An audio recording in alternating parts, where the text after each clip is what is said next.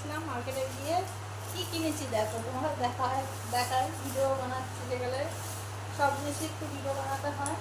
দেখেছো বন্ধুরা কি কিনে নিয়ে এসেছি? এই দেখো বন্ধুরা, পাপোছ কিনেছি নতুন ঘরের জন্য। পাপোছ কেমন হয়েছে বলো বন্ধুরা, দেখেছো? পাপোছ কিনেছি, এই একরকম আর এই একরকম, এরকম পাপোছ এনেছি। আর এনেছি এই যে পর্দা, দেখো বন্ধুরা পর্দাগুলো কেমন হচ্ছে বলবে। এই দেখো পর্দার কালারগুলো কেমন হচ্ছে বলবে বন্ধুরা।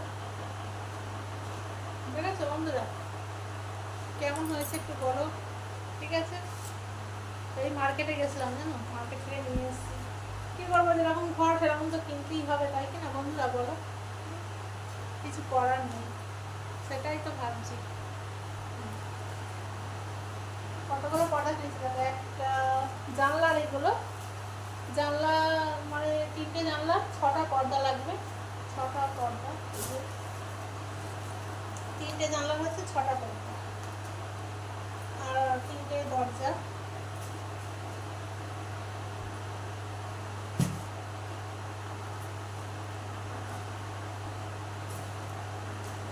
কেমন হয়েছে কালারগুলো বন্ধুরা একটু বলো।